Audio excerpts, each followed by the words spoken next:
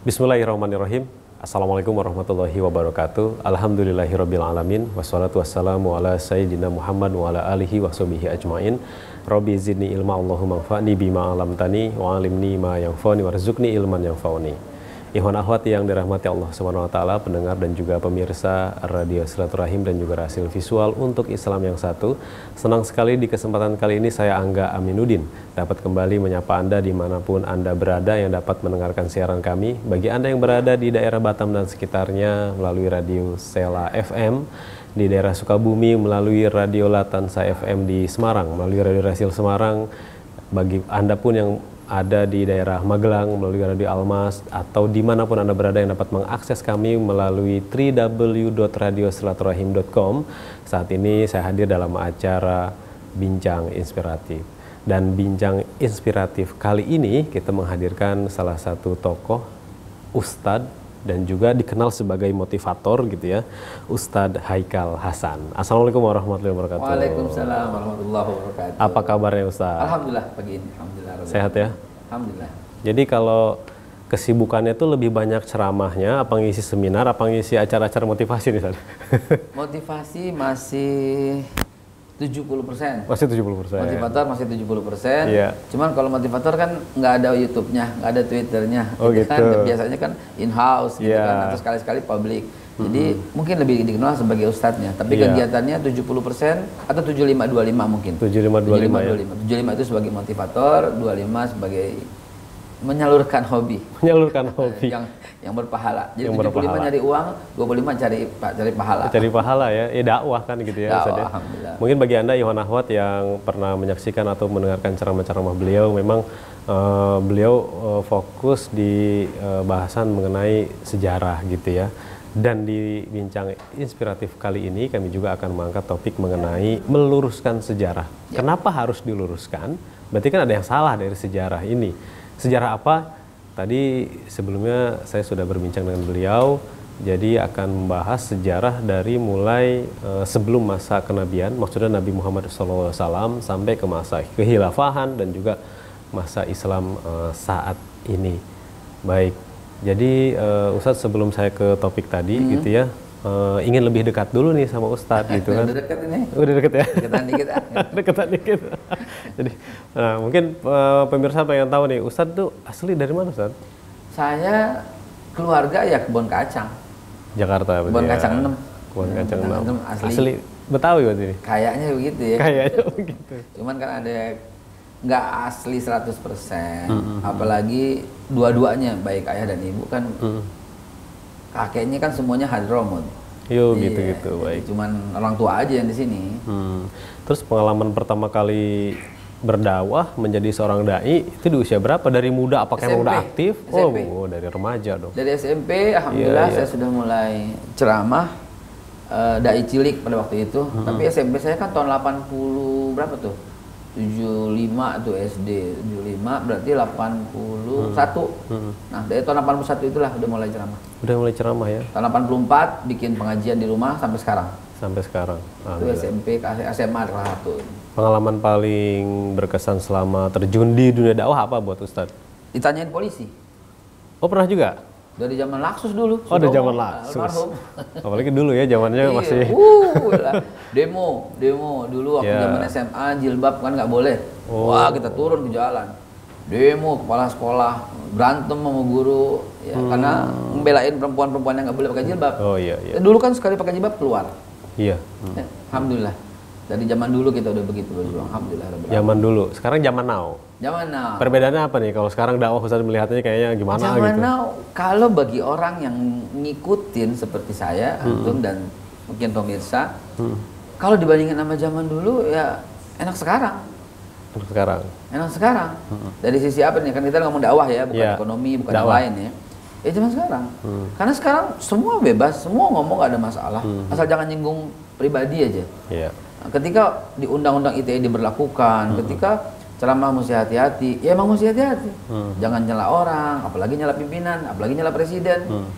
Nah, itu di samping nggak punya adab, nggak punya akhlak, jangan nyerang kelompok orang lain. Iya. Di ranah publik nggak etis. Bukan cara dakwah seperti itu gitu. Jadi kalau dulu Kita ngomong sedikit aja tangkap, kasus. Saya zaman SMA udah dipanggil. Karena pada waktu itu ada azas tunggal. Saya ngotot apa-apaan ini azas tunggal gitu kan, apa-apaan azas tunggal. Seolah-olah Pancasila berada di atas segala-galanya gitu kan. Saya bilang Pancasila sama Quran nggak bisa dipertentangkan karena ya Pancasila bagian daripada Quran gitu kan. Itu saya dipanggil dulu sama kepala sekolah. Baik, pengalaman yang luar biasa gitu ya. Nah, Ikhwan Akhwat, sebenarnya kenapa sejarah ini harus diluruskan? Memangnya ada yang salah dengan sejarah-sejarah dari mulai sejarah agama juga mungkin ya, sejarah agama Yahudi, Nasrani, kitab-kitabnya. Nah, Ustadz akan memulai dari mana meluruskan sejarah ini? Dari mulai itu begini ya.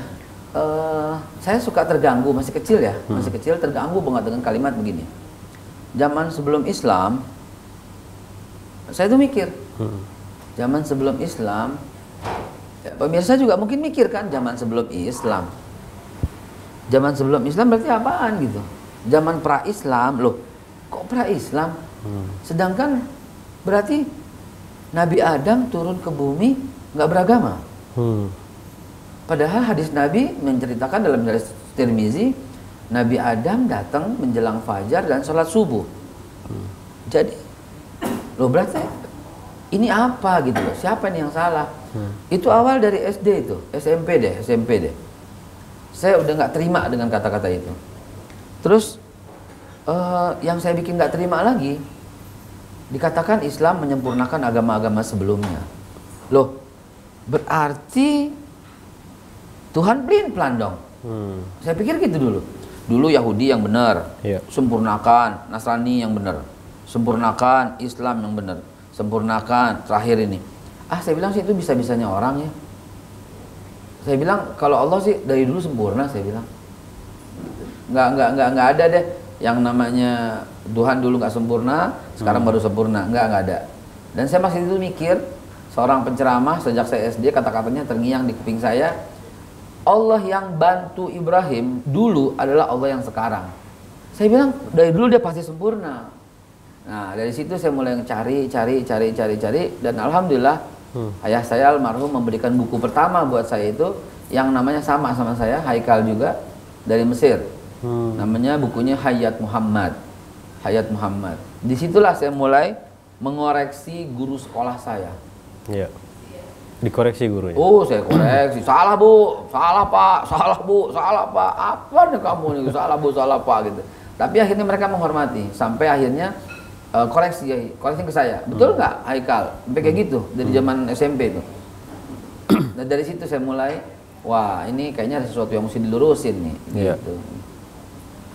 Jadi memang dari mulai informasi itu datang kan sebenarnya dari mana tuh Ustaz kalau main kayak telusuri kesalahan? Setelah saya telusuri, ternyata sumber informasinya itu adalah Profesor Dr. Abdul Ghafur. Tak lain tak bukan dia Snokur Kronya. Nama Belandanya. Kenapa nama Belandanya Snokur Kronya? Karena dia nyamar, S1-nya dia ngambil jurusan tentang agama Islam, S2-nya dia ngambil jurusan tentang Wali Songo, S3-nya ngambil jurusan tentang perayaan-perayaan di Mekah. Dia di Leiden, Universitas Leiden, Belanda. Begitu pulang, udah. Begitu pulang nggak pakai kumis, jenggot panjang, celana cingkrang, jadi pengajar, orang nurut sama dia. 1924 sejarahnya itu viral, kalau zaman dulu viral. Dia tulis itu sejarah Indonesia yang dimasukkan supaya melemahkan. Dia tuh yang keradinya pada waktu itu. Islam masuk ke Indonesia melalui pedagang Gujarat dari India, padahal enggak. Zaman Sayyidina Utsman udah ada, zaman Umar bin Abdul Aziz sudah ada, bahkan zaman keluarga Abdullah bin Mas'ud udah ada, zaman Exodus pelarian orang-orang Cina dari pembunuhan yang dikeluargakan itu saat bin Abi Waqqas sudah tiba di Guangzhou, eksodusnya larinya ke Palembang tahun 711 sampai 718. Jadi kok nggak diungkap ya, saya bilang gitu. Terus dan ternyata setelah saya bongkar-bongkar lagi, ini setelah saya tahu dulu, baru ketemu ternyata Buya Hamka juga begitu mengatakan. Itu mah teori Gujarat dari Snokur Kronya gitu. Teori Mekah nggak begitu. Gitu. Teori Mekah itu sebenarnya bagaimana Ustaz? Pelurusannya? Jadi kalau kita mau meluruskan teori Mekah, Dan di dalam teori Gujarat juga menjelaskan bahwa Islam yang dibawa ke sini adalah Islam yang dari Nabi Muhammad, dan Nabi Muhammad disebut keturunan budak. Nah ini saya makin penasaran lagi. Sebuah hadis yang menceritakan, aku berasal dari sulbi yang suci yaitu Aminah, berasal dari ayah yang suci yaitu Abdullah, ayah berasal dari kakek yang suci yaitu Abdul Muthalib, dan kesucian itu Allah jaga sampai Nabi Ibrahim, kata Nabi Muhammad dalam hadisnya. Dalam hadis yang lain, kami para nabi, kata Nabi, tidak berasal dari budak dan tidak menghasilkan perbudakan. Jadi semua nabi ke atasnya nggak ada yang budak, ke bawahnya nggak ada yang budak. Kok tiba-tiba muncul Nabi Ismail yang merupakan nenek moyang Nabi Muhammad berasal dari budak? Nah dari situ kita mesti meluruskan. Buya Hamka dalam sebuah seminar yang diadakan di Medan itu dihadiri oleh Adam Malik, dihadiri oleh Jenderal Abdul Hasan Nasution, dihadiri oleh banyak tokoh-tokoh waktu itu, dan alhamdulillah saya punya arsipnya. Ayah saya kemudian waktu hadir juga, saya punya arsipnya tuh, Mas, di ejaan lama, ketikannya zaman jadul. Wah, saya suka baca-baca, ternyata Buya Hamka udah protes sama negara bahwa jangan sampai mengajarkan anak-anak kita itu pedagang Gujarat, nggak boleh. Kalaupun itu sebuah teori untuk khazanah ilmu pengetahuan, teori Mekah juga dibilangin bahwa Ismail itu berasal dari anak raja gitu loh, bukan budak. Bahkan pada waktu Ibrahim dan Sarah itu melakukan perjalanan keluar dari kota Hebron, Yerusalem, menuju Aqabah, tiba-tiba di sana ada raja yang menahan gitu kan. Siapa ini? Ini istriku, enggak, ini adikku, ini saudaraku, kata Ibrahim alaihissalam. Nah, hadisnya juga ada ya, Ibrahim berkata pada Sarah, wahai Sarah, jagalah kehormatanmu untukku, kalau aku berkata kau istriku, raja akan membunuhku dan mengambilmu sebagai istri. Raja itu ditengarai oleh Ibnu Katsir dalam Qasasul Anbiya, namanya Amr bin Amru. Nah, Amr bin Amru ini dalam sejarah umum dia bukan raja, dia membunuh Raja Hiksos. Nah, Raja Hiksos itu dibunuh, istrinya diambil, anak-anaknya ditawan. Salah satu anaknya bernama Hajar, yang kemudian dinikahkan kepada Ibrahim sebagai tamu negara, gitu kan, tamu negara ceritanya kan. Sarahnya kan mau diperistri kan, namun kan tidak, Allah menjaganya. Di situ saya bilang, kenapa orang nggak jujur? Kalau mau jujur, mengatakan Sarah, ayo, Sarah bin siapa? Nah, Sarah berarti dari keluarga Nuh. Hajar bin siapa? Hajar bin Heksos, binti Heksos, dan Heksos itu adalah seorang raja. Nah, disitulah ketidakjujuran terjadi. Israel, lihat hadisnya, saya banyak ke sana kan untuk menggali, belajar juga. Ternyata menemukan itu sumbernya dari mereka juga. Oh, Nabi Muhammad itu keturunan budak. Kalau di sini keturunan raja-raja. Nah, disitulah gitu, awal saya makin tertarik. Sambil ngopi dong? Iya, boleh Ustaz, silahkan. Seruput dulu. Aneh kalau sambil ngobrol mesti ngopi, Ji. Iya, Ustaz. Kopinya kopi manis, Ustaz, ya, bukan kopi pahit. Kalau pahit, lihat mukanya aja. Lalu satu lagi, Ustaz. Ini masalah konsep agama Samawi dengan 3 kitabnya. Kita kan menerima pelajaran ya dari kecil gitu ya, bahwa Taurat itu kitab agamanya Yahudi, Injil itu kitab agamanya Nasrani gitu ya. Nah, katanya ada hal yang harus diluruskan. Nah, memang salah ini, Pak Ustadz? Percaya atau tidak, insya Allah saya orang yang tepat untuk ditanya urusan Samawi. Saya telah menyelidiki, nggak ketemu tuh yang namanya literatur Samawi di seluruh negara-negara yang baik berbahasa Arab maupun berbahasa Inggris maupun berbahasa Ibrani. Maka kata-kata Samawi itu betul-betul keluar dari Sunnah-Qur'annya juga. Samawi agama langit. Oh ya, saya bilang, Yahudi dari Allah, Nasrani dari Allah, Islam dari Allah. Oh ya, saya bilang. Satu ayat yang menggugurkan teori itu. Al-Baqarah 140. A'udzubillahi Am takuluna inna Ibrahim wa Ismail wa Ishaq wa Yaqub wa lasbat kanu hudan aw nasara? Apakah kau katakan, kata Allah, apakah kau mengatakan Ibrahim, Ismail, Ishak, Yakub dan seluruh anak cucunya itu ada yang pengikut Yahudi atau Nasrani? Dijawab oleh Allah dalam Al-Imran 67, maka Ibrahimu Yahudian wala Nasranian walakin kana hanifa muslimah. Nggak ada itu. Ibrahim bukan Yahudi, bukan Nasrani, tapi dia seorang yang Muslim. Ditambahkan lagi dalam surat Hajj ayat yang ke-78, milati abikum Ibrahim, ikuti agama nenek moyangmu, kakek moyangmu Ibrahim, wa wasammakumul muslimina min qabl, dan dia Allah telah menyebut kalian muslim sejak dahulu. Nah, dalam bincang pagi inspiratif ini mudah-mudahan menjadi inspirasi bagi semua ya, para pemirsa yang melihat dan mendengar di mana saja Anda berada. Berani deh buka sejarah. Sekarang sudah beredar Tarikh At-Tabari bahasa Indonesia. Sudah diterjemahkan. Qasasul Anbiya karya Ibnu Katsir. Mereka itu ulama-ulama masa lalu yang murni. Jangan ulama zaman sekarang yang penuh dengan intrik. Masa ulama Belanda lo dengerin siapa? Belanda, Ibnu Katsir atau Senokur Kronya gitu kan. Nah, di situ lah Buya Hamka udah protes. Iya. Udah teriak-teriak pada waktu itu. Ternyata nggak ada yang mendengar. Sekarang di era apa ya? Udah nggak reformasi kali ya sekarang ya. Era milenial. Di era milenial harus berani mendobrak dan meluruskan sejarah. Kenapa saya katakan tidak ada konsep agama samawi kecuali dia? Karena konsep agama samawi membenarkan semua. Padahal wasiat Ibrahim kepada anaknya Ismail dan Ishak, Al-Baqarah 132, wa wassa biha Ibrahim banihi wa Yaqub, telah berwasiat Ibrahim kepada anak-anaknya dan juga Yakub. Apa wasiatnya? Ya baniya, hai anakku, innallaha astafa lakumuddin. Allah telah menetapkan agama ini buat kalian, fala tamutunna illa wa antum muslimun. Jangan kau mati melainkan dalam keadaan beragama Islam. Ya harusnya dengan Al-Qur'an yang dipegang, yang dijadikan patokan, gugur dong semua teori Darwin, manusia dari monyet. Lu aja kali, gue nggak mau dari monyet gitu kan. Darwin aja sama keluarganya sono gitu kan. Di Roma, Vatikan, gereja itu telah membatalkan teori itu. Di Amerika, di mana-mana semua membatalkan. Yang ditemukan Darwin itu DNA yang hilang adalah yang didapat DNA monyet. Memang ada puluhan jenis monyet, bukan manusia berasal dari monyet gitu kan. Jadi begitu juga tentang kita di sini. Berani dong. Nggak ada agama samawi. Ini menyinggung perasaan orang. Enggak nyinggung. Kita ngomong yang benar kok. Sejarah. Itu aja.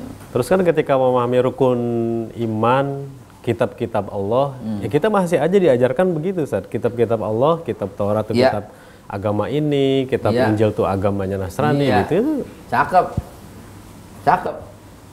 Kitab samawi ada, agama samawi nggak ada. Oh, perbedaannya di situ. Kitab samawi ada. Allah menurunkan Zabur, Suhufidul Ibrahim wa Musa. Zabur, Allah menurunkan Taurat, Allah menurunkan Injil. Pertanyaannya, Allah turunkan Taurat buat siapa? Yunus 84. Surat Yunus 84, Taurat buat orang Islam yang hidup zaman Nabi Musa. Injil buat orang Islam yang hidup pada zaman Nabi Isa. Nabi Isa sendiri, surat Shaf ayat yang ke-8, yang ke-7 dan ke-8. Wa man azlamu mimman iftara 'ala Allahi al-kadziba wa huwa yud'a ila Islam. Mereka tuh diajak kepada Islam. Respon daripada Bani Israel di zaman Nabi Isa apa? Surat Ali Imran 52. Responnya apa? Ketika Nabi Isa berkata, "Man ansari ilallah?" Siapa dong yang tolong agama Allah ini?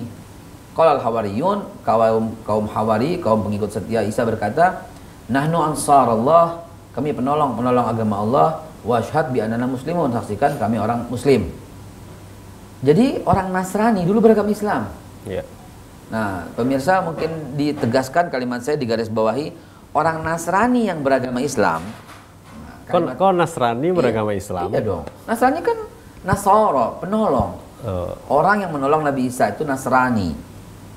Jadi orang Nasrani yang beragama Islam semakin sedikit, sehingga pada tahun 325 orang-orang Nasrani yang beragama Islam nggak boleh lagi memegang Islam, maka disebutlah agama Christianity.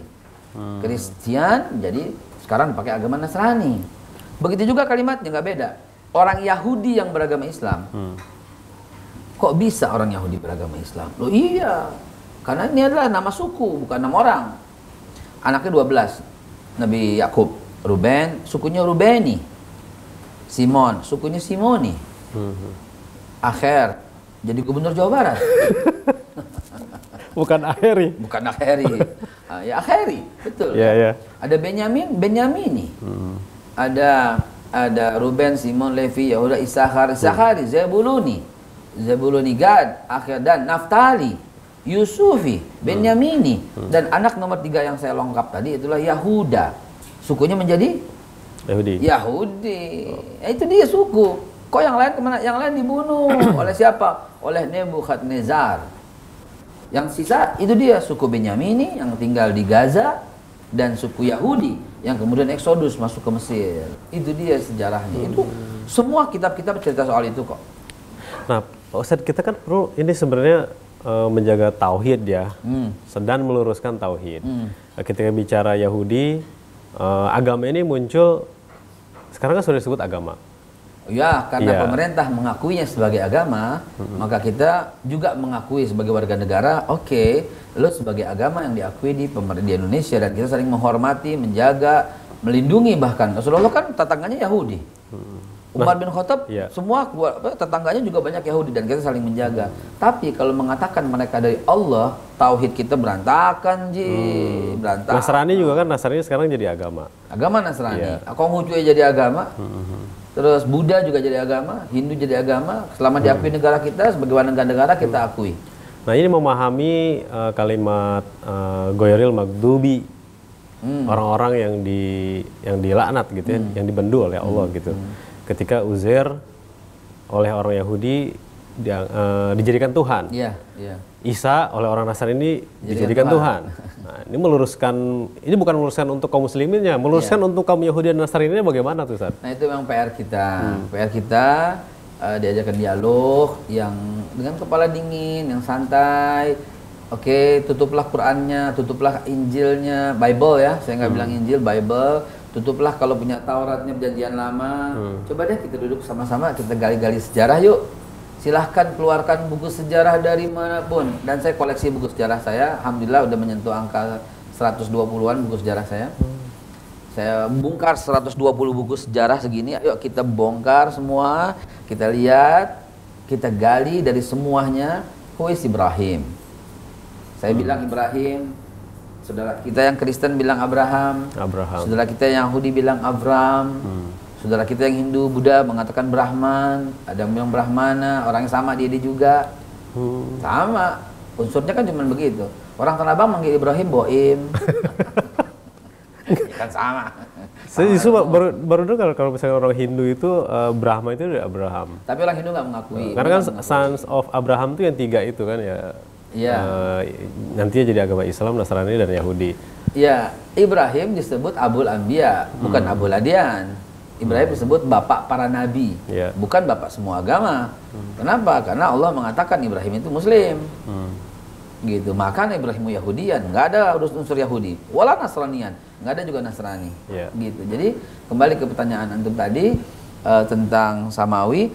Sekarang pertanyaan saya balik kepada para pakar sejarah. Kapan Islam mulai ada? Islam mulai ada. Kapan Islam mulai ada? Orang berkata sejak di bawah Nabi Muhammad. Loh, haji Ka'bah udah ada sebelum Nabi Muhammad loh. Hajar Aswad udah ada sebelum kenabian loh. Gitulah. Ka'bah udah ada sebelum Nabi Muhammad. Gimana ceritanya? Islam di bawah Nabi Muhammad. Bahkan kurban dari zaman Nabi Adam. Iya. Kurban aja ada zaman Nabi Adam. Sah. Ya berarti apa? Nggak pernah Islam dibuat, kapan, siapa yang buat? Sekarang siapa yang bawa agama Islam? Yang bawa agama Islam, Nabi Muhammad. Loh, Nabi Isa sholat. Nabi Isa itu sholat, zakat. Mau dalil Qur'annya, surat Maryam, ayat 30 dan 31. Mau dalil Injilnya, surat Kejadian, ayat yang ke-12. Dan banyak sekali Nabi Isa bersujud.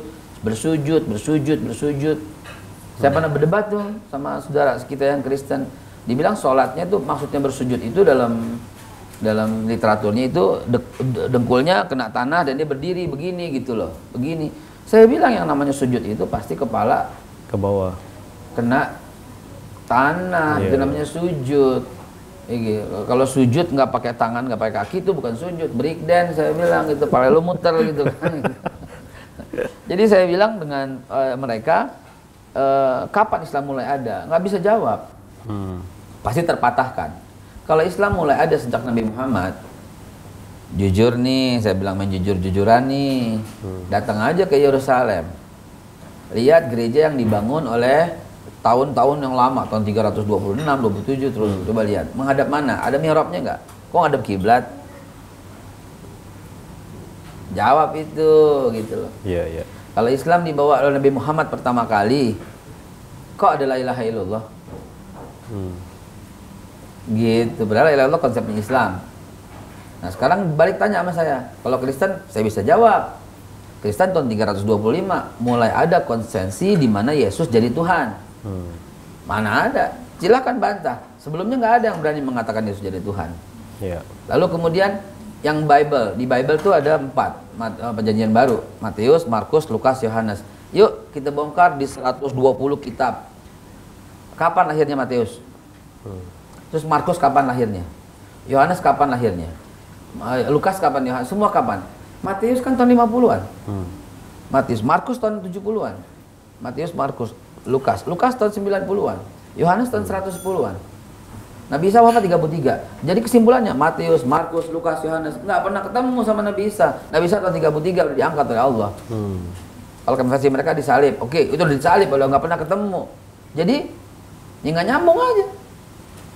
Kok mereka nggak pernah ketemu, kok bilangnya begini dengan fasihnya dia bercerita, lu nggak pernah ketemu gitu. Iya. Lantas Yahudi, buka deh buku sejarah. Kapan Yahudi mulai ada? Semua mengatakan when King Solomon died, divided kingdom of Israel. Ya, you know, Sulaiman is the third of raja ketiga. Sorry, Inggris. Raja ketiga daripada Israel. Raja pertama Talut, raja kedua Daud, raja ketiga Sulaiman. Nah, ketika Sulaiman wafat, when King Solomon died, divided kingdom of Israel. Pecah dua kerajaan Israel. Yang pertama masih beragama Islam, yang kedua Judea sebagai orang yang bawa melahirkan Judaism itulah Yahudi. Silakan bantah itu. Islam nggak akan ketemu kapan lahir, tapi Kristen ketemu tahun 325. Yahudi ketemu tahun 930 sebelum Masehi. Semua agama ketemu kok kapan lahirnya. Begitu. Baik. Dan ini justru saja malah membuka ini Ustadz. Karena ada latar belakang yang seperti itu di masa Nabi, setelah masa Nabi muncul ilmu hadis, hadis-hadis pun kan ada dikatakan hadis Israiliyat. Iya, banyak ketemu hadis Israiliyat. Nah, mungkin latar belakangnya hadis-hadis ini sudah muncul dari masa sebelum Nabi Muhammad SAW gitu. Itu hebatnya, makanya kita berpegangan kepada Bukhari, udah teliti banget, Muslim, udah teliti banget, Abu Daud, Tirmizi, Nasai, Ahmad, Baihaqi. Ini orang-orang top yang udah teliti banget gitu loh. Jadi yakin dengan apa yang mereka katakan, udah bersih dari Israiliyat. Banyak hadis Israiliyat yang beredar di kita banyak sekali. Iya. Sayang sekali ulama hadis yang top, markotopnya kayak Haji Ali Yaqub Musa sudah wafat ya, dan dia adalah salah satu begawan hadis. Yang sekarang ada Kiai Haji Ahmad Lutfi Fatullah, Dr. Daud Rashid. Nah, mereka juga pakar-pakar S1, S2, S3-nya semua bidang hadis. Saya orang teknik. Malah diajak ngomong agama gitu, Teknik hadis maksudnya? Teknik sejarah. Oh, teknik sejarah. Teknik lagi hadis. dong. Oh, silakan Ustaz. Ya, Iwan Ahwat yang dirahmati Allah SWT, bincang inspiratif kali ini bersama Ustaz Haikal Hasan. Tetaplah bersama kami akan segera kembali.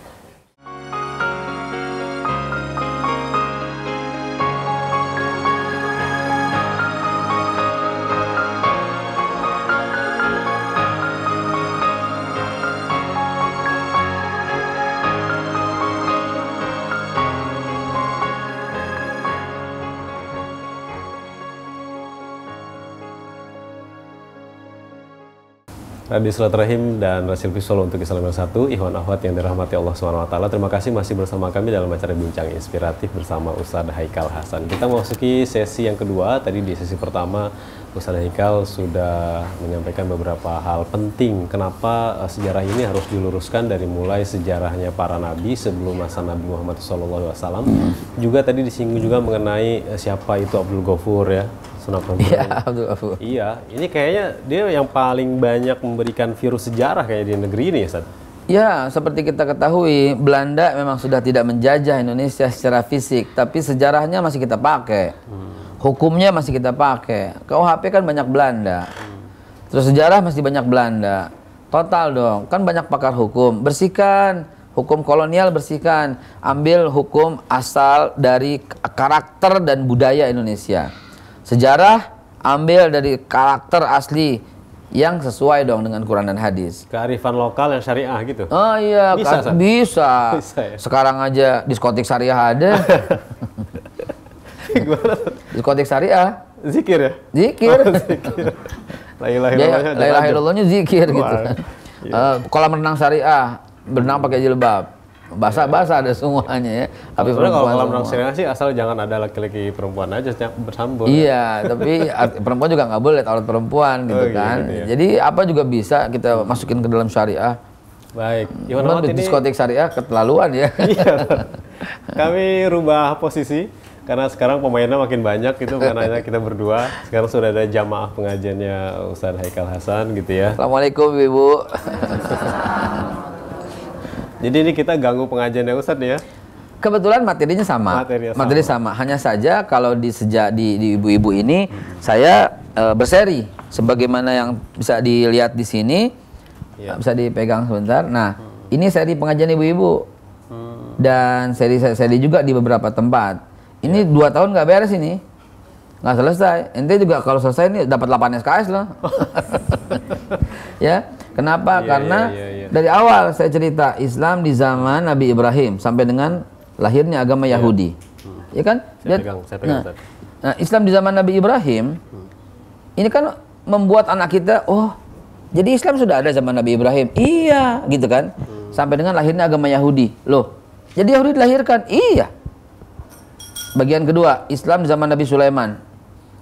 Karena setelah Yahudi muncul, ini wafat kan, ya, Sulaiman wafat kan, jadi nyambung. Ya. Jadi Sulaiman juga Islam, iya. Sampai dengan lahirnya agama Nasrani, iya. Nasrani memang dilahirkan tahun 325.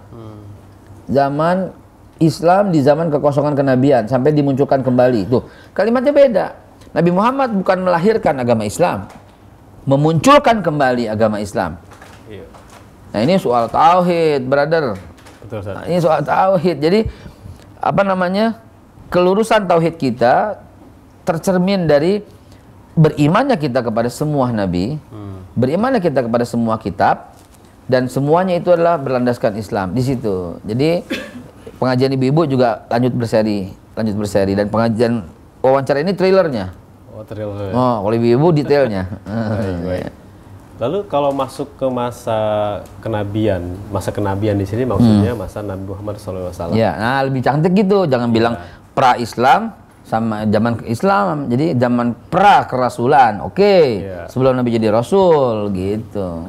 Masa Nabi itu meluruskan tauhid apa kalau misalkan memang sebelumnya itu Islam sudah disampaikan? Ya, jadi gini, sedikit sekali orang yang berani menyatakan keislaman, karena kalau nggak diganggu oleh Quraisy disiksa, diganggu oleh Nasrani, dicongkil matanya, karena itu peraturan Ratu Helena tahun 326. Ngaku Islam, congkel mata. Kalau kelihatan lagi sholat. Dan yang ngaku Islam di tengah orang Yahudi, disalib.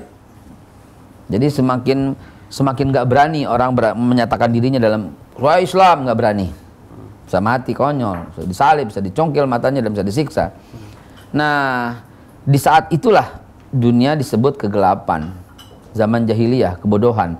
Di saat itulah Nabi kita Muhammad SAW tampil. Namun lagi-lagi senakur-keronya yang mengatakan Nabi kita orang miskin, nebeng, kawinnya sama janda kaya, nama Khadijah, lalu kemudian keturunan dari budak. Nah itu yang mesti kita luruskan kembali. Nggak bener itu. Nabi Muhammad kaya, dia memilih bersahaja. Setelah menikah masih kaya, pembantunya 32 orang. Zaman dulu kekayaan diukur satu, kendaraan yang dia punya, wanita yang dia punya, dan budak yang dia punya. Nabi kita nggak mau mengumpulkan wanita, Nabi kita nggak begitu. Padahal dia bisa, dia mampu. Tapi Nabi kita punya kendaraan yang begitu banyaknya, untanya.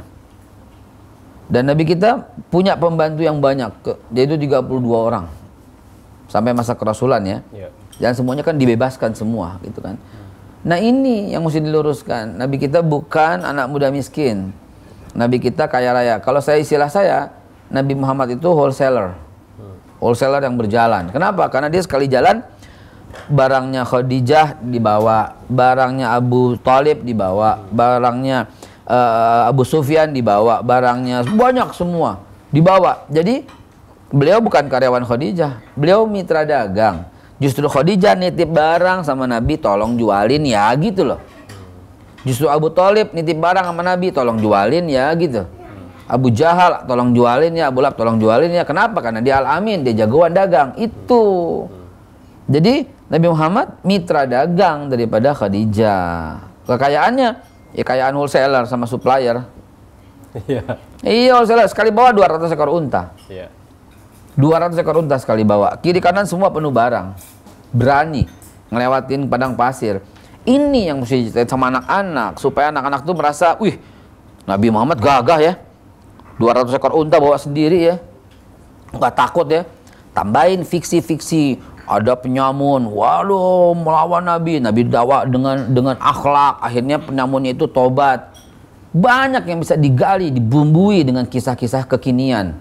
Sehingga anak-anak itu menjadikan Nabi sebagai idola. Sekarang apa yang di buku? Miskin, nebeng sama janda kaya. Gitu loh. Sakitnya di sini tuh. Kalau bagi yang antum yang memahami, Iya, sakit gitu loh. Gambarkan, kalau perlu dengan komik. Luruskan sejarah tuh di situ. Jadi pemirsa, yang saya maksud luruskan sejarah tuh di situ. Gambarkan dengan komik. Mungkin Rasil dan grup punya komikus yang keren. Saya bersedia untuk menceritakannya dan digambarkan dan itu diterbitkan. Wah, keren banget itu. Nabi Muhammad anak muda, keren, gagah. Ya nggak usah digambarin, tapi diilustrasikan dari jauh, dari belakang, ya. Ilustrasi gitu. Apa namanya, melawan penyamun, 200 ekor unta dia bawa, pulang makin banyak untanya, makin 100, makin 1000. Begitu kerennya begitu, Khadijah melalui Ummu Aiman melamarnya, lalu Nabi menerima pinangannya dan Nabi kembali balik melamar, dikasih mas kawin sebanyak 512 keping emas. Dikasih mas kawin sebanyak 40 ekor unta betina. Betina semua, itu mahal itu. Beda sama unta jantan. Betina beda ya? Beda, satu ekor unta betina setara dengan sampai 7, 45 tergantung unta jantan. Berarti kalau 40 kali 5 udah 200 ekor unta. Dikasih untuk Khadijah. Bukan seperangkat alat sholat. Nggak nyambung. Nih kok ketahuan banget pelitnya itu. Loh. Kalau zaman dahulu adalah kendaraan yang termahal. Kendaraan termahal itu unta betina. Kalau zaman sekarang sih milihannya dengan mobil dong. Rolls Royce lah misalnya. Ada laki-laki kasih mas kawin 40 Rolls Royce.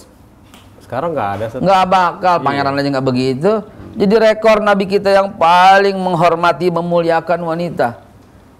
Itu kayak mahar termahal. Oh, rekor sejarah. Bukan cuma itu.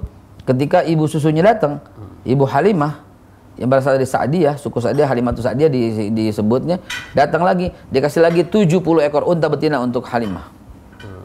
Penghormatan ibu lebih tinggi daripada penghormatan istri. Iya dong, kita orang laki kan lebih menghormati ibu daripada istri, ya. Istri kita muliakan, tapi orang tua lebih kita muliakan gitu kan. Karena istri kan calon ibu juga kan. Calon ibu dari anak-anak kita. Iya, oh iya, nanti anak lo yang memuliakan gitu ya. Iya. Jadi begitulah Nabi kita, gambarkan dengan fakta yang benar. Gagah, keren, penyamun tobat sama dia.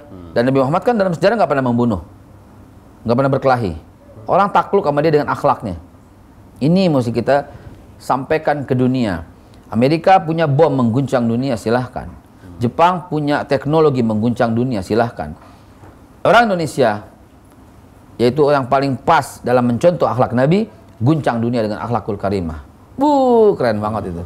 Nah, Nabi Muhammad itu kan meluruskan tauhid juga bukan kepada orang-orang dikatakan kafir Quraisy gitu ya, yang mereka sudah melenceng jauh dari keimanannya. Lalu menghadapi juga kan orang-orang Yahudi, orang-orang Nasrani. Ada yang mengakui kenabiannya dari kalangan pastor Nasrani. Bukhair, Waraqah bin Nawfal, tapi juga Salman Al-Farisi. Kalau Yahudi justru malah sangat menentangnya gitu ya. Nah, dakwah Nabi kepada dua kelompok ini gimana? Jadi gini, sesuai dengan suratul Baqarah 256, la iqra fid din, qad tabayyana rusdu minal ghayy. Nggak ada paksaan dalam agama. Nabi nggak pernah maksa itu. Nggak pernah maksa. lakum dinukum waliyadin. Nggak pernah Nabi maksa. Jadi sebagai contoh ya, mungkin di masa Umar bin Khattab, ketika Umar bin Khattab meluaskan Masjid Nabawi, itu bagian yang perluasannya itu kena bagian rumah orang Yahudi. Dan ketika kena rumah orang Yahudi, Yahudi itu protes, tapi nggak digubris sama yang bongkar itu. Oh, ini buat gedein Nabi nih, Nabawi nih, siapa lo? Apalagi Islam telah menguasai 2/3 dunia pada waktu itu. Huis Yahudi, cuma satu rumah, kecil banget, minggir loh, begitu mungkin ya, sono loh, gitu kan? Diplototin juga takut mestinya kan. Tapi ketika Yahudi ini protes ke Amirul Mukminin zaman itu, Umar bin Khattab marah sekali. Bukan kepada Yahudi, kepada yang mengambil tanah Yahudi itu. Dipanggil, ditegur. Ini tanah orang Yahudi, nggak boleh diganggu. Kalau perlu masjidnya belok, asal jangan ganggu dia. Tapi kalau umpamanya mau jual, berapa kita beli? Disebutlah NJOP lah misalnya kalau dulu. Jangan sekarang NJOP ya. Didobelin sama Umar bin Khattab. Demi untuk jangan sampai dia terganggu. Dibeliin lagi rumah di tempat yang lebih luas oleh Umar bin Khattab. Nah, dakwah kayak begini membuat Yahudi itu berkata, engkau emang pemimpin 2/3 dunia. Masuk Islam. Nabi diludahin sama orang yang mengikut agama Yahudi di Madinah. Diludahin, kan dia bukan ludahin, maaf, diomelin, dimaki. Jangan percaya Muhammad, dia penipu, dia tukang sihir. Tapi Nabi tetap aja nyuapin makanan sama dia. Dihancurin makanan kadang-kadang. Nabi dengerin dia cerita. Tapi Nabi nggak ngakuin bahwa dia Nabi. Sampai ketika wafat, Abu Bakar melanjutkan. Abu Bakar memberikan makan kepada si Yahudi itu. Yahudi itu berkata, siapa kau? Saya yang biasa kasih makan. Bukan. Yang biasa kasih makan itu lembut banget. Saya kadang disuapin, kadang tangan saya dipegangin. Pernah sekali nyisirin rambut saya. Ya Allah. Karena beliau nggak mampu sehingga Nabi bela. Beliau seorang diri. Jadi Nabi berkasih sayang dengan dia gitu kan. Ketika Rasulullah wafat nggak ada lagi yang perhatian sama dia. Cuma Abu Bakar karena ingin mengikuti sunnah Nabi, dia lakukan itu. Gitu loh. Bukan katanya. Bukan kamu yang biasa kasih makan saya. Siapa kamu? Baru Abu Bakar cerita. Saya Abu Bakar Siddiq. Saya khalifah, pengganti Nabi Muhammad. Oh, kemana orang itu? Dia yang biasa kasih makan kamu. Nangis si Yahudi itu. Loh, dia Rasulullah. Ya. Saya maki-maki terus, tapi dia kasih makan saya, pantas dia nggak mau ngomong. Saya kira dia orang yang bisu. Nangis sampai mau pingsan. Bagaimana cara saya ketemu dengan dia? Dia udah wafat, kata Abu Bakar Siddiq. Dia udah kembali kepada Tuhannya. Sehingga Yahudi itu begitu pesiuman dia berkata, wahai khalifah, saksikanlah asyhadu an la ilaha illallah wa asyhadu anna Muhammadar Rasulullah. Di situ cara dakwah Nabi kepada mereka. Ketika Futuh Mekah, Nabi kita Muhammad SAW itu pasukannya udah 124.000. Sedangkan kaum Nasrani, kaum Yahudi, kaum Quraisy, sebagian penyusup dari Romawi yang beragama Kristen, sebagian dari suku Aus, suku Hajrat, semuanya yang masih Yahudi juga bergabung semuanya dalam pasukan itu. Sebagian pasukan Abdullah bin Sabah juga bergabung di situ semua. Dan mereka jumlahnya cuma 600 sampai 700, Nabi 124.000. Harusnya sikat dong. Sikat mestinya. Dulu lo bunuhin gue. Sekarang gantian dong. Atau dulu lo ngusir gue, sekarang lo pergi dong dari sini, gitu kan? Tapi apa kata Nabi dengan gagahnya di atas kuda. Nih anak-anak semua perlu tahu pemirsa. Di saat Nabi mampu membalas itu, di saat Nabi mampu mengganyang, di saat Nabi mampu mengusir mereka, udah 124.000 dengan 40 kavaleri, ya kuda dengan lengkap semua, sebagian pakai pakaian ihram karena mau haji. Apa kata Nabi? Ganyang mereka? Enggak. Sikat mereka? Enggak. Bakar mereka? Enggak. Usir mereka? Enggak. Sebagaimana mereka dulu mengusir kami. Apa kata Nabi? Barang siapa yang mengganggu mereka sama dengan menggangguku. Subhanallah. Barang siapa yang mengganggu mereka sama dengan menggangguku. Barang siapa yang merusak kehormatan mereka sama dengan merusak kehormatanku. Siapa yang masuk ke rumah Abu Sufyan aman, dijamin aman, nggak akan diganggu. Bahkan siapa yang masuk Ka'bah aman, dijamin nggak bakal diganggu. Di situ konsepnya mesti kita gaungkan. Ini loh Islam yang sebenarnya. Ini loh Islam rahmatan lil alamin. Ya, demo. Jangan sampai keinjak rumput. Ini Islam rahmatan lil alamin. Aspirasi, tapi rumput aja nggak keinjak. Daun jangan sampai ada yang putus. Ini gitu loh. Kalau umpamanya kerusuhan, bawa golok, bawa tombak, bawa galah, pecah sana pecah sini, memalukan. Bukan Islam yang sebenarnya. Itu dakwah Nabi kepada kaum Yahudi dan Nasrani. Ada yang berhasil, ada juga yang tidak. Ya. Lalu dilanjutkan dengan masa kekhilafahan. Nah, di masa kekhilafahan sendiri, Kekhilafahan. ya masa kekhilafahan, apalagi Khulafaur Rasyidin ya, khilafah yang 4 itu. Nah, ini perbedaannya apa nih? Yang paling kita lihat yang harus diluruskan sejarahnya. Baik, baik. Abu Bakar Siddiq, Umar bin Khattab, Utsman bin Affan, Ali bin Abi Thalib, dan Hasan bin Ali. Cuma ini jarang disebut yang terakhir nih ya. Iya, tapi kan bisa 4. Iya, 4. Sampai Sayyidina Ali aja. Sayyidina Ali, tetapi kalau kita mau fair, sempat sebentar lah Hasan bin Ali. Walaupun kata Nabi tidak disebut ya, tetapi ini sejarawan harus fair, yang kalau mau genapi 30 tahun setelah Nabi, yang paling lurus itu adalah termasuk Hasan bin Ali. Jadi sisa yang 6 bulan itu ya. Ya, pada waktu itu kan dualisme ya, di Mekah ada khalifah, tapi pada saat yang sama ada Muawiyah. Cuma demi untuk tidak kontroversi dan yang berlaku jumhur, yang kita akui Abu Bakar Siddiq, Umar bin Khattab, Utsman bin Affan, dan Ali bin Abi Thalib. Nah, kalau lihat perbedaan dakwah antara Nabi dengan para sahabat, ya jelas terlalu berbeda. Kenapa? Karena siapa yang sanggup? Mereka bisa 10% dari sifat Nabi aja udah luar biasa gitu kan. Tetapi masalahnya bukan di situ. Masalahnya bukan we are not comparison antara Nabi dengan Abu Bakar atau Abu Bakar dengan Umar. Masalahnya adalah wasiat Nabi, alaikum bisunnati wa sunnatan khulafaur rasyidin al-mahdiyyin. Wajib atas kalian ikut sunnahku dan sunnah khulafaur rasyidin. Ya, itu yang mesti kita garis bawahi. Di mana Abu Bakar Siddiq mengikuti jejak Rasulullah sampai beliau bertanya kepada Aisyah, anak Abu Bakar Siddiq yang diperistri oleh Nabi, wahai Aisyah, adakah sunnah Nabi yang belum aku jalankan? Semua sunnah Nabi sudah kau jalankan, gitu. Ketika mau pulang baru, sebentar, kata Aisyah, ada satu sunnah Nabi yang belum ayah jalankan. Ya, ayah suamiku Nabi Muhammad, Rasulullah selalu memberi makan kepada Yahudi yang di sudut sana. Kenapa spesifik Yahudi sudut sana? Karena tidak ketemu orang miskin sepanjang pemerintahan Rasulullah sampai Khalifah Umar bin Abdul Aziz Bani Abbasiyah tahun 718. 711 sampai 718. Nggak ketemu orang miskin, nggak ketemu satupun. Jadi kalau satu orang miskin, rame-rame pelihara, yaitu Yahudi itu. Dan Rasulullah yang mempelopori memeliharanya, gitu loh. Karena nggak ketemu orang miskin sama sekali, makmur.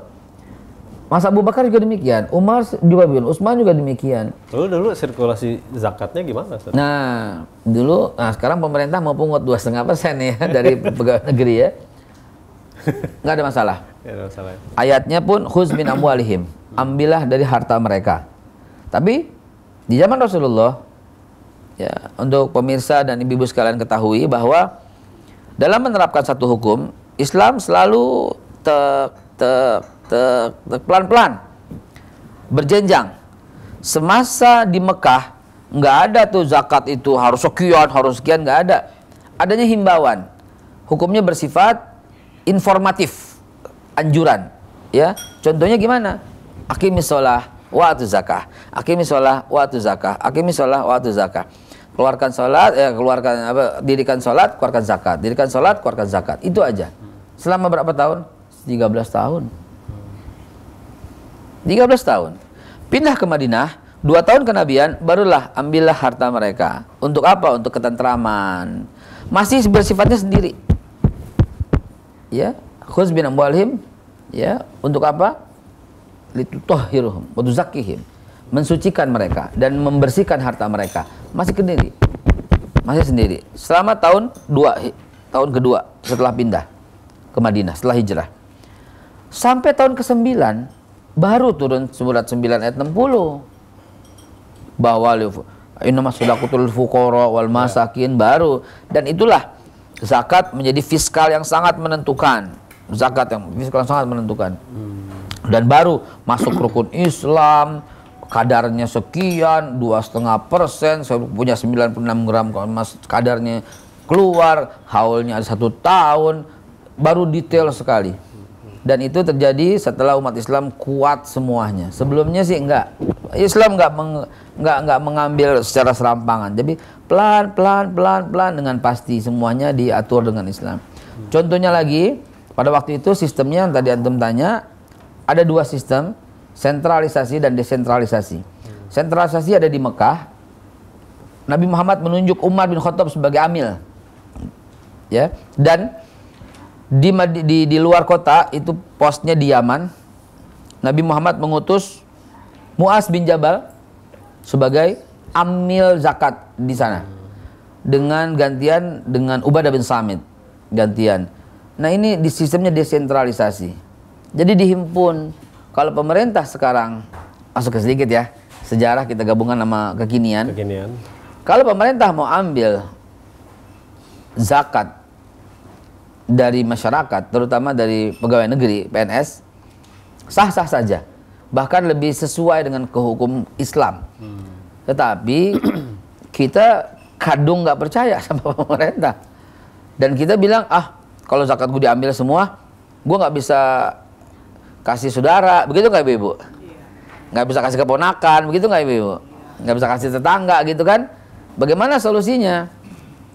Harus ada solusi, Mas. Tahu potensi zakat 217 triliun. 217 triliun potensi zakat kita. Nggak ada yang kelola dengan baik. Zakat emas, deposito yang semuanya itu menembus angka 127 triliun. Ibu rumah tangga itu 88 triliun. Tapi tahu total zakat setahun yang dikumpulkan oleh semua badan amil zakat, entah Basnas, entah dompet duafa, entah rumah zakat, entah lazis, entah bazis, total berapa? 6 triliun saja. Potensinya 217 triliun. So pertanyaannya 211 triliun kemana? 211 triliun kemana? Itu baru hanya 2% aja gitu. Ya. 2-3%. Kenapa, Bu? Kesimpulannya sementara kalau tidak ada doanya para kiai, solehnya para ustadz, para habaib, udah Allah musnahkan kali. Nah, habis potensi zakat segitu, gitu. Apalagi salah kaprah dalam mengeluarkan zakat. Pendapatan berapa? 15 juta. Cicilan rumah 10 juta. Cicilan mobil 2 juta. Handphone 500.000. Sisanya berapa? 2 juta. Baru kali 2,5%. Kacau. Itu nggak bisa. Zakat itu bukan earning before tax. Zakat itu bukan dari net profit, bukan dari net. Zakat itu dari gross. Gross itu kan kotor, pembersih. Zakat itu pengurang pendapatan. Berapa lo dapat? 15, langsung 2,5%. Tapi jadi kita bukan dari sisa seluruh nggak bisa. Pengeluaran kita ya? Nggak bisa. Pengeluaran kita nggak dapat zakat namanya. Pengeluaran buat makan saja, buat sekedar makan nasi doang. Tapi kalau umpamanya gini deh, misalnya saya penghasilan saya 1 bulan 300 juta. Nggak wajib zakat itu. Kenapa? Apart saya 3, rumah saya 6, cicil semua, habis. Sisanya berapa? Cuma 5 juta sisanya. 5 juta buat makan terlalu kurang. Berarti saya terima zakat. Kalau hitungan dari sisa gitu ya? Iya, mana mungkin. Berapa yang lo terima? Wa mimma razaqnahum yunfikun, langsung keluarkan 2,5%. Zakat itu pengurang pendapatan. Nah, saya ngitung dari situ. Saya punya data dengan detail sekali dan lengkap. Dari 253 juta masyarakat Indonesia survei 2013, itu 105 juta itu adalah pekerja, Muslim pekerja. 105 juta. Kalau mereka tuh pakai sistem Pak Harto almarhum zaman dulu, Yayasan Amal Bakti Muslim Pancasila, dengan memotong golongan 4 50 rupiah, golongan 3 100 rupiah, golongan 2 500 rupiah, golongan 1 orang-orang tajir, orang kaya 1.000 rupiah. Tahu berapa? 1.000 masjid dibangun, jutaan ton pupuk buat petani dapat, swasembada beras akhirnya, ribuan perahu buat nelayan dikasih gratis. Sekarang perahu harus bayar dengan rentenir, nggak bisa ngelaut karena bunga perahu belum dibayar. Sekarang nggak bisa bertanam dengan bagus, pupuknya mahal setinggi langit. Zakat adalah solusi berbangsa dan bernegara kalau dikelola dengan benar. Masalahnya adalah pemerintah. Pemerintah, ambil, saya setuju. Jangan semua dong. Jangan pakai 2,5% dong. Bikin golongan kayak Pak Harto dulu dong. Iya, sehingga kita ya. masih bisa. Yang diambil pemerintah ada, yang kita ambil buat tetangga, saudara, ponakan dan sebagainya ada. Tapi masalahnya, solusinya, sekarang ini yang ngambil elo. Misalnya nih, kalau mau diterapin, yang ngambil elo, yang catet elo, yang ngelola elo, yang distribusi elo, yang laporin elo. Nggak percaya gue. Nggak percaya gue. Mestinya yang ngambil elo, yang catet elo, mengeluarinnya, distribusinya, ajak-ajak kita dong. Iya. Ajak para profesional, Betul. ajak para ustadz, para kiai yang mengerti soal zakat, ajak dompet duafa, ajak rumah zakat, ajak basnas, ajak lazis, ajak basis, Ajak juga ormas. ajak ormas. Jadi ada perwakilan. Yuk kita keluarkan. Nih hartanya nih yang kita ambil dari rakyat Indonesia ini 217 triliun. Jangan lupa lewat MUI dulu, Sat. Oh jelas. Karena kan yang kemarin tuh belum lewat MUI, akhirnya MUI. Iya, MUI dong, MUI mesti dong, MUI ya, MUI. Lalu kita kumpul tuh, pengelolaannya diatur oleh mereka. Kita data yuk, ada bagian data. Berapa petani yang saat ini nggak bisa bertani gara-gara ngutang sama rentenir. Wal gharimin, tutup. Berapa nelayan yang nggak bisa lagi nyari ikan karena perahunya disita sama tengkulak. Tutup. Makmur kita, Ji. Makmur 217 triliun. Kalau satu perahu cuma 10 juta, berapa perahu? Kalau pel itu berapa kilo, berapa duit, berapa petani kita gratisin. Duit zakat, yang punya pel gua tutup. Yang punya perahu kayu gua tutup. Tuh kasih nelayan-nelayan. Guru serius ngajar, nggak usah sambil ngojek. Di daerah guru nggak cukup fulusnya, sampai ngojek. Itu baru zakat loh, Sat. Loh, belum sedekahnya, belum infaknya, belum wakafnya, belum hibahnya, belum hadiahnya. Saya nggak mau nanya siapa yang salah, San. Karena kalau nanya kenapa kok bisa begitu gitu ya, nggak bisa dikelola. Karena alergi dengan Islam. Mau meluruskan saja, weh, nggak boleh. Mau ngambil ini apa? Fitnah, alergi. Dan musuh Islam tahu, ini sebuah kekuatan yang maha dahsyat. Karena itu biar apapun harus dicegah. Sekarang kita sebagai masyarakat yang mengerti, untuk urusan zakat, coba deh kelola pemerintah nggak apa-apa deh. Asal pengeluarannya kita diajak ikut serta, distribusinya kita diajak. 217 triliun, separuhnya deh. 105 triliun, 106 triliun, juga udah angka yang fantastis. 106 triliun. Iya. Masya Allah. Baik. Kita kembali ke topik, Sat. Ayo tadi nyempongnya gara-gara ente nanya bagaimana zakat zaman Rasul gitu kan, akhirnya masuk kekinian gitu. Hah? Kejauhan. Ini curcolnya dia ini untuk pemirsa ya. Baik. Nah, saya ingin menanya satu ayat nih, Sat. Karena tadi kan dari awal kita sudah bahas tentang Yahudi, tentang Nasrani. Walang tardo angkal Yahudu wan nasoro walan nasoro hatta tabiha millatahum. Ada 3 kata di sini, Yahudi, Nasoro, dan milah. Nah, milah ini kita memahaminya bagaimana, Sat? Baik. Karena kan kalau dulu mungkin milah ajaran gitu ya, risalahnya mereka. Sekarang kan milah udah dikemas dengan macam-macam. Iya, baik. Begini. Ayat tadi secara spesifik kalau kita lihat struktur bahasa Arabnya, lan itu masuk kepada Yahudi. Sedangkan Nasrani tidak lan. Lannya laknahi. Bukan laknahi, maaf, gairah nahi. Kalau kita perhatikan walan tardo ankal Yahud, itu lam sama nun untuk Yahudi. Wa lam alif, wala alif lam nun. Walan an-nasor, wala an-nasor, dan tidak juga Nasrani. Jadi Yahudi dan Nasrani memang ada sedikit perbedaan. Kalau Yahudi 100% orang yang sangat buruk, jahat kepada umat Islam, dikenal dalam tafsir Ibnu Katsir dan Jalalain yang antum baca tadi, al-maghdub, ghairil maghdub, itu Yahudi. Waladhdallin, Nasrani.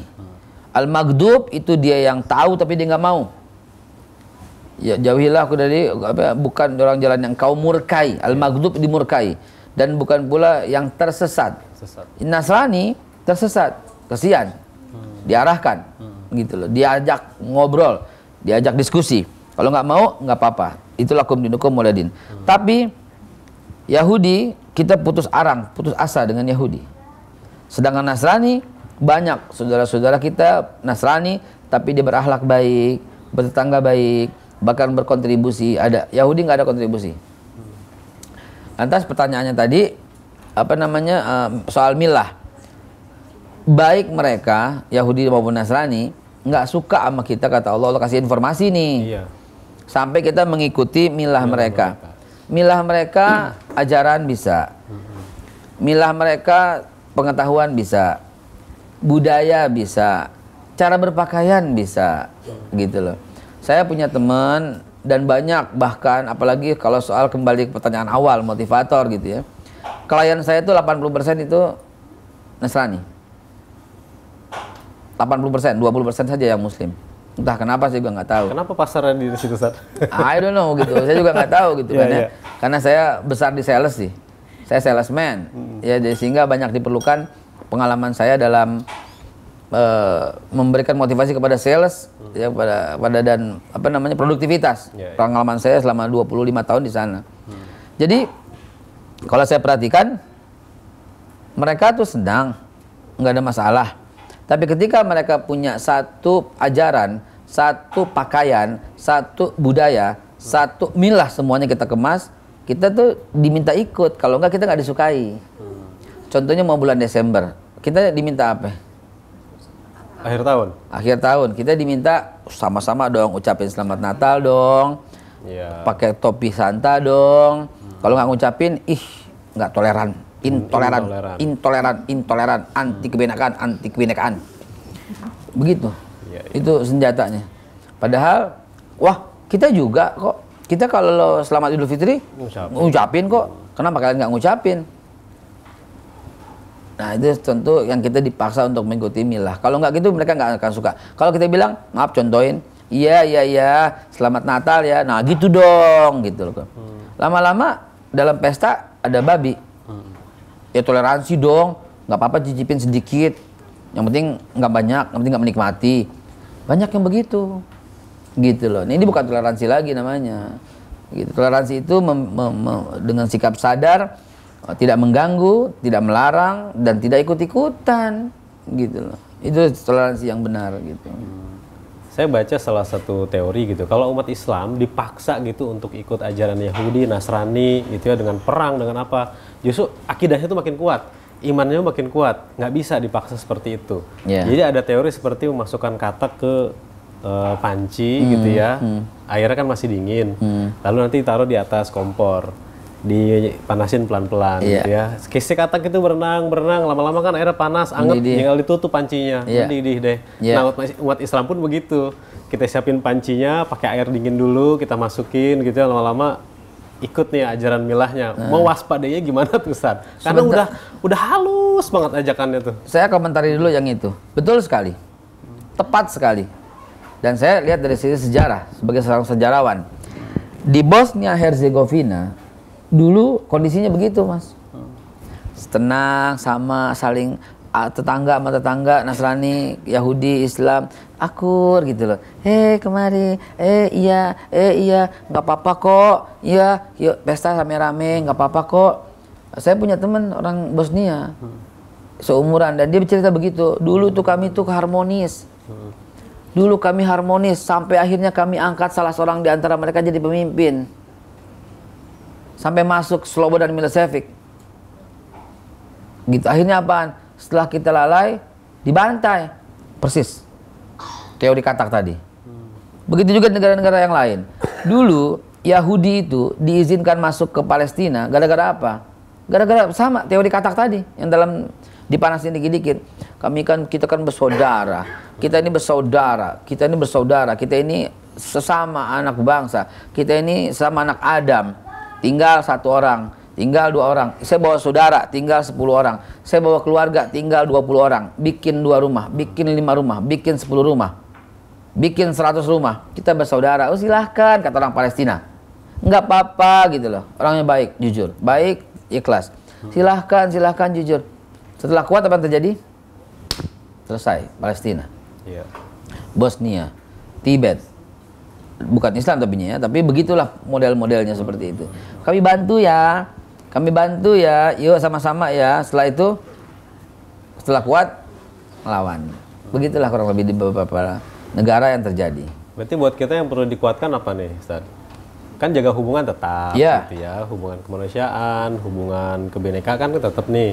Tapi kita juga harus kuat, gitu ya. Itu cara-caranya bagaimana, Ustaz, untuk menguatkan? Cara yang sekarang sedang saya lakukan dengan ibu-ibu. Mengaji, kalau cuman Quran dan hadis, kurang mendapat pemahaman yang utuh. Bagaimana aplikasi penerapan dari Quran dan hadis yang ditinjau dari sejarah, itu akan membuat makin kuat keimanannya. Dan zaman Nabi kan ada Natalan buat mereka. Nabi nggak ikut-ikutan dan nggak ada sahabat ikut-ikutan. Di Yerusalem ada Natalan, nggak ada yang ikut-ikutan. Dia kita, karena nggak boleh. Disitulah keakidah kita mulai akan tergoyang. Oh iya, sama aja kok. Apalagi di sini ada agama samawi, semua dari Tuhan, semua sama. Yahudi, Nasrani, Islam itu semua dari Tuhan, semua sama. Semua agama mengajarkan kebaikan. Buat Bapak Ibu sekalian yang lahir yang tahun 89 itu sudah SMA, udah SMP, aman. Kalimat itu nggak akan berbekas. Tapi buat anak-anak kita yang lahir pasca reformasi, berbahaya. Kenapa? Karena nggak ada lagi PSBB, nggak ada lagi pelajaran agama yang kuat, nggak ada lagi itu PMP, moral Pancasila yang penting itu nggak ada lagi semua. Sehingga yang ada dikedepankan teori kebersamaan, teori kebinekaan, teori apa. Akhirnya apa? Anak-anak kita akan mikirnya gini. Islam, Kristen, Yahudi kan sama aja. Semua agama samawi. Mending gua sembayangnya seminggu sekali aja. Hari Minggu. Toh sama aja agama samawi juga. Mendingan gua Yahudi aja. Keren, Bo, Israel, keren. Loh. Itu anak-anak kita terjadi loh. Iya loh, Ustaz, sekarang begitu loh, ada trennya loh sekarang. Trennya gitu loh. Nah ini kenapa? Tapi itu kan terjadi pada anak-anak. Jadi kesimpulannya, keberhasilan propaganda mereka itu telah gemilang sekali. Gemilang, kita yang terlena. Buya Hamka Mas, tahun 62 kalau saya nggak salah, 68 gitu, udah teriak soal ini. Luruskan sejarah, luruskan sejarah, luruskan sejarah, udah teriak. Kenapa? Bangsa akan rusak. Karena menghancurkan bangsa, satu, putuskan mata rantai dengan sejarahnya. Ketika anak-anak muda udah nggak cinta lagi dengan NKRI, anak-anak muda itu udah nggak cinta dengan merah putih, udah nggak tahu lagu Padamu Negeri, apaan tuh? Digituin sama anak-anak kita. Sambung menyambung menjadi satu, apaan itu? Tanya deh anak kita deh, apa yang kau tahu tentang Pangeran Antasari? Blok Empah. Bukan pahlawan. Apa yang kau tahu tentang Singamangaraja? Ya itu dia, dekat Pasar Raya apa? Imam Bonjol. Imam Bonjol, waduh, Imam Bonjol jalan pintas dia bilang, bukan lagi. Anak-anak nggak tahu semua. Dulu kan kita kan nyanyi dari yakinku teguh. Kalau yang nyanyinya aduh keren. Saskia Gotik kayaknya bakal tahu tuh anak-anak. Korea juga apal, Korea apal gitu. Aduh. Iya, iya. Nah, putus anak kita dengan mata rantai dengan sejarah, membuat dia lupa jati diri bangsa. Putus mata rantai dengan Abu Bakar, Umar, Utsman, Ali. Putus dia dengan bagaimana aplikasi Quran dan hadis. Kan aplikasi Quran dan hadis yang paling pas kan mereka. Dan Rasulullah tentunya ya paling awal tentunya. Itu dia. Putus mata rantai dengan sejarah, putus mata rantai dengan pahlawan, membuat dia kehilangan jati diri. Agama akan ditinggalkan, kiblatnya kepada Eropa, sekarang kiblatnya kepada Cina, nanti kiblatnya kepada Korea, dan seterusnya hilang. Hilang semua. Jadi agama dan budaya berjalan seiring, kuat di agama, cinta tanah air. Coba saya dulu kalau lagu syukur itu, coba aja. Dari yakinku teguh, hati ikhlasku penuh, akan karuniamu, tanah air tercinta, ya. Tanah air pusaka, Indonesia merdeka. Merdeka, Iya, merdeka. Syukur aku Syukur Iya. kehadiratmu Tuhan. Ini religius, San. Yang ngarang siapa? Iya. Hak Mutahar. Tahu haknya apa? Haji. Habib. Oh, Habib. Mutahar itu habaib. Jangan Hadramaut, San. Hadramut. Hadramaut. Hadramut. Hak Mutahar itu. San, ini sejarah yang banyak orang nggak tahu. Masya Allah. Iya loh, San. Nggak tahu pada ini. Masya Allah. Para habaib itu luar biasa. Ini bagian daripada sejarah dalam meluruskan juga masuk sesi terakhir kali ya. Iya, San. Ya. Dikatakan Islam masuk ke Indonesia melalui pedagang Gujarat dari India. Kenapa? Karena terjadinya pada tahun abad ke-14. Mau ngapain ini? Apa yang dipalsukan? Karena biar ada kesan yang masuk ke sini itu animisme dulu, dinamisme dulu. Fransiskus Xaverius Satiman yang menebarkan agama Kristen dulu. Belakangan semua baru Islam masuk. Ya Rob, ini yang mesti dibantah. Islam masuk ke Indonesia pertama ada 3 periode.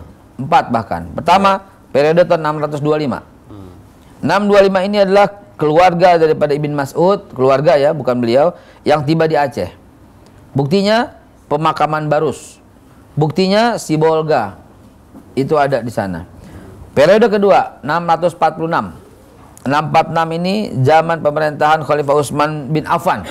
Zaman pemerintahan Utsman bin Affan ini masuk ke Kalingga. Artefaknya Ratu Simar, anaknya Jayasimha masuk Islam. Ya, kerajaan Kalingga, Jepara.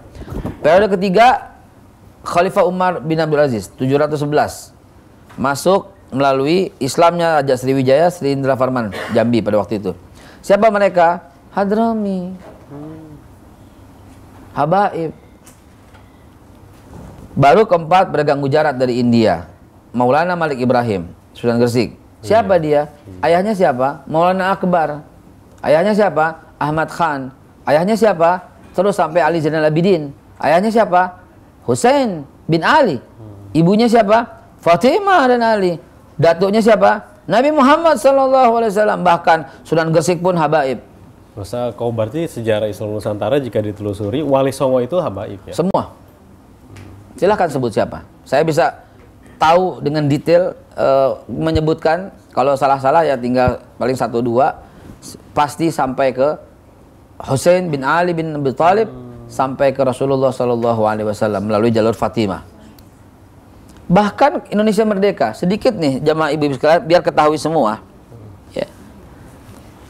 Pada waktu Bung Karno pertama kali ketemu Haji Agus Salim di mana coba? Bung Karno pertama kali ketemu Haji Agus Salim di mana? Di rumah Guru Mugni Kuningan. Tuh masjidnya ada tuh, Masjid Baitul Mugni. Dipertemukan. Iya, dulu bahkan kalau kita mau tarik ke belakang lagi, yang ngusir Portugis di zaman Portugis itu Batavia, itu ngumpulnya di mana? Tuh di Jamiatul Khair.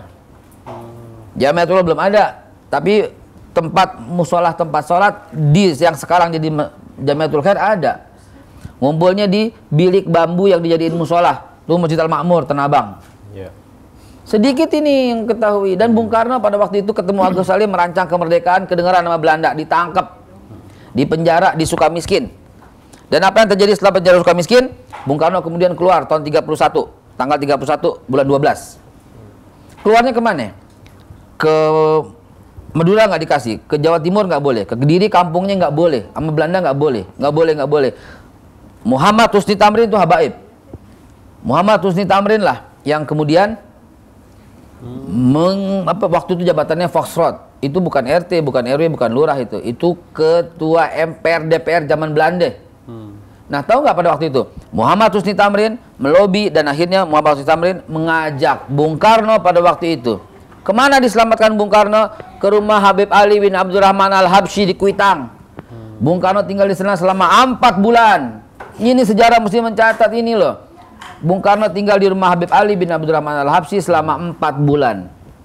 Selama itulah Bung Karno belajar Islam, makin kuat keislamannya, digembleng oleh Habib Ali bin Abdurrahman Al-Habsyi. Saksinya ada, catatan sejarahnya ada, di arsip nasional ada, fakta-fakta cucu-cucunya masih ada, foto-fotonya masih ada. Bung Karno dan Bu Inggit waktu itu, istrinya Bu Inggit dengan Bung Karno tinggal 4 bulan non-stop di rumah Habib Ali bin Abdurrahman Al-Habsyi sambil menyusun bagaimana mempersiapkan kemerdekaan. Kemudian menjelang masa kemerdekaan, Habib Ali juga sebagai orang yang diminta oleh Bung Karno untuk minta restu. Kan teks proklamasi dibacain kan 7.30. Tapi kan sampai jam 10.30 baru dibacain. Kemana dia? Dibilang sakit, dibilang ini. Saksinya masih ada tuh. Bung Karno naik sepeda ontel nyamar. Kemana? Ke rumah Habib Ali dulu. Apakah merdeka atau tidak? Dapat kekuatan. Merdeka sekarang. Biar kita support para habaib, para kiai, para ulama. Bung Karno punya energi yang luar biasa. Tadinya kan mau berunding. Bikin dokurit Jumbai Cusakai. Ya kan? BPUPKI. Lalu kemudian Bung Karno dengan pedenya kita merdeka sekarang. Sempat kejadian dengan Rengas Dengklok ya. Tapi kemudian Habib Ali kan nanya, apa warna benderanya? Benderanya Beb, merah ame putih. Jadi itu waktu hari Jumat tanggal 17. Habib Ali bin Abdul Malabsi langsung khotbah. Khotbahnya tentang kemerdekaan. Habib Ali bin Abdul Rahman bilang semuanya kita udah merdeka harus pakai warna bendera merah sama putih. Resikonya mati. Jepang belum kasih. Jepang mau kasih tahun 46. Tahun 47 atau mungkin kata Jepang, karena janji doang, maka didirikan BPUPKI. Tapi Habib Ali maksa merdeka sekarang, dan Habib Ali minta semuanya pakai bendera warna merah sama putih. Di khotbahnya tuh tentang itu. Di situ ada saksi Guru Mansur. Guru Mansur pulang ke Jembatan 5, dia pasang bendera warna merah sama putih di atas menara masjidnya. Ditembakin sama Jepang, sampai sekarang masih ada bekas pelurunya nggak dirembang, nggak ditambal, biar saksi. Pada waktu itu Habib Salim bin Ahmad bin Jendan di Bidara Cina, itu dia kumpulin semua masyarakat Cawang dan sekitarnya. Dia bilang kita udah merdeka, kibarkan warna bendera merah putih di mana saja Anda berada. Dia naik sepeda ontelnya, dia samperin Guru Thohir Rohili di At-Tahiriyah. Kita udah merdeka, bikin bendera merah putih. Dia samperin Kiai Haji Abdullah Syafi'i di Duri Tanjakan, bikin bendera merah putih di mana saja. Sampai ke Condet, Habib Muhammad bin Ahmad Al-Haddad itu naik ke Masjid Al-Hawi, dia pasang bendera merah sama putih. Terus Habib Ali bin Hussein di Petojo itu miskin banget, dia nggak punya warna bendera, dia nggak punya warna merah, maaf. Tahu, hordengnya didedel, dia gunting bajunya yang berwarna putih, dijahit warna bendera merah sama putih, dikibarkan ya di daerah situ. Guru Muim Cipete dekat kita nih di sini, itu juga Guru Khalid Gondang dia, itu semuanya mengibarkan warna bendera merah sama putih. Sampai Kiai Nur Ali Bekasi, itu yang nyelamatin ayahanda Habib Rizik. Ayahnya Habib Rizik pejuang, ditembak sama Belanda, itu kena gitu. Dia mendirikan Pandu Arab untuk kemerdekaan dari sisi Bandu, kalau sekarang Pramuka ya. Itu ayahanda dari Habib Rizik. Akhirnya tanggal 16 bulan Agustus, Jepang itu jengkel. Dikumpulin semua Habib-habib, ustadz-ustadz, kiai-kiai yang bilang merdeka, yang kibarin bendera warna merah ame putih. Dikumpulin semuanya. Apa yang terjadi pada waktu itu? Ditangkap, disetrum, dipopor, disiksa, digencet semuanya. Pulang tuh pada kiting tangannya semua. Berdarah-berdarah di mana-mana. Ngapain coba? Untuk kemerdekaan. Jadi yang berjasa di negara ini banyak, bukan cuma organisasi tertentu. Semuanya berjasa, apalagi para ulama, para habaib. Dibilang kita dicurigain, nih kalau kita dibelah dada kita isinya merah sama putih. Atas berkas rahmat Allah yang didorongkan dengan keinginan yang luhur supaya berkehidupan kebangsaan yang bebas, maka dengan ini rakyat Indonesia menyatakan kemerdekaannya. Itu mesti dibacakan oleh Soekarno pada waktu diproklamasi. Ini mesti dibongkar biar anak-anak semua tahu peran ulama, peran habaib, peran kiai dalam memerdekakan Indonesia itu besar jasanya. Dulu anak bendera merah sama putih resikonya mati, tapi di Jakarta seperti itu. Semuanya akhirnya warna bendera merah sama putih semarak di mana-mana. Jepang udah nggak bisa ngapa-ngapain lagi. Tadinya mau dibatalin. Dan tahu nggak siapa yang pertama kali mengakui? Palestina. Mesir, betul. Suriah. 3 negara yang pertama kali mengakui kemerdekaan Indonesia. Bukan Eropa, bukan Cina, bukan Amerika. Itu pasti ada hubungannya, Ustaz. Kenapa kok Palestina, Mesir, Suriah? Berarti sudah ada hubungan dari awal gitu. Absolutely, brother. Absolutely. Fakta sejarahnya udah nyambung banget. Absolutely, pas. Ustaz, ini kan fakta sejarah. Buktinya ada, gitu ya. Sekarang tugas kita jamaah yang di sini apa nih, Ustaz? Tugas kan ambil peran. Ibu-ibu ambil peran kan? Tugasnya sekarang. Gue mau jadi menteri sejarah dah. Nggak ada menteri sejarah. Nggak ada saya. Diknas adanya.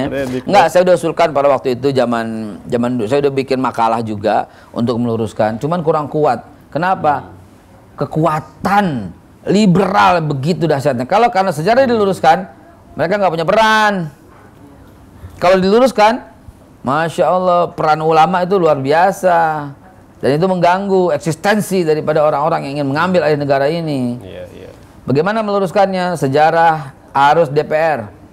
Secara konstitusional, DPR harus paksa, harus tekan, harus luruskan sejarah kita demi anak cucu kita. Ini kalau umpamanya kita nih, yang dari nyambungnya, saya berguru langsung sih, yang ngajarin saya alif bata tuh Kiai Thohir Tahiriyah. Yang ngajarin saya ceramah dakwah itu Habib Ali bin Alwi Jamalulail Mangga 2. Kita ngaji tuh sama semua. Kita dapat cerita-cerita dari mereka semua. Kita ngaji di Kuitang sama Habib Ali. Itu kita dengerin dia ceramah itu kita rekam gitu loh. Kita rekam di kepala. Zaman dulu nggak ada selfie, nggak ada video, nggak ada apa gitu kan. Kita rekam. Ini nggak ada. Langsung dalam buku sejarah nggak ada. Tapi saksi-saksi sejarah semua masih hidup. Lah kalau satu lagi hilang generasi, ya kan, satu lagi 50 tahun dari sekarang nggak ada lagi orang yang tahu begitu. Mudah-mudahan Ustaz selalu menjaga. Ustaz. Mudah-mudahan Allah selalu menjaga Ustaz. Amin ya Allah. Ini ilmu mahal Ustaz, ilmu langka gitu ya. Jadi harus tersiarkan kan gitu. Ini baru sampai sini. Iya Ustaz, kita belum sini. Oh, belum sampai sini. Kalau cerita sampai sini. Tadi 3 tahun katanya. Ini kita baru 1 jam. Iya, baru 1 jam kita udah. Makanya saya bilang biar 1 jam kan dapat semua. Ini kalau kita nonton bioskop ini trailernya. Trailernya. Baik Ustaz, sebagai penutup mohon doanya Ustaz. Baik, kita doa sama-sama ya. Al-haziniyah wa likulli niyatin shalihah wa ila hadratin Nabi sallallahu alaihi wasallam, dengan niat membaca suratul Fatihah. 1 huruf itu Allah kasih 10 kebaikan. Kalau baru baca Bismillahirrahmanirrahim itu udah 19 huruf, itu udah 190 kebaikan. Maka kita berdoa semoga kebaikan-kebaikan itu Allah berikan untuk kemakmuran negara kita, paling penting. Allah beri kemakmuran kepada para petani, nelayan, semuanya kita niatkan di situ. Lalu kita minta kepada Allah Subhanahu wa taala agar ja'al haqqa wa zahaqal batil, tampil kebenaran dan hilang kezaliman. Innal batila kana zahuqa. Dan kita doain juga kepada pemimpin-pemimpin kita agar Allah Subhanahu wa taala berikan mereka hidayah, petunjuk. Mereka yang gak suka Islam, Allah jadikan mereka suka dengan Islam. Mereka yang membenci Islam, Allah jadikan mereka jatuh cinta kepada Islam. Mereka yang Islam, Allah jadikan Islamnya mukmin dan muttaqin. Mereka yang belum sholat, Allah jadikan mereka semua sholat bersama para hadirin. Al-haziniyah wa likulli niyatin shalihah wa ila hadratin Nabi sallallahu alaihi wasallam. Al-Fatihah. A'udzubillahi minasyaitonir rajim.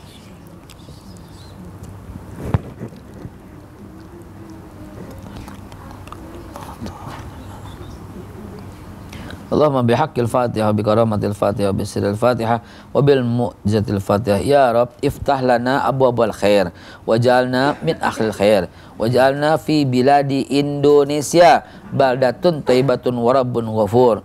Allahumma ya Allah, akhrijna minadh-dhulumati ilan nur, akhrijna minadh-dhulumati ilan nur, ya Ghafur ya Rahman, ya Farijal Ham, ya Kasifal Gham, ya Mal ya Abdi yaghfir wa yarham. Wa akhiru da'wana alhamdulillahi rabbil alamin. Amin rabbal alamin. Demikianlah, semoga bermanfaat ya Ustaz ya. Insyaallah. Mari kita akhiri dalam doa. Subhanakallahumma wa bihamdika asyhadu an la ilaha illa anta astaghfiruka wa atubu ilaik. Assalamualaikum warahmatullahi wabarakatuh. Waalaikumsalam warahmatullahi wabarakatuh.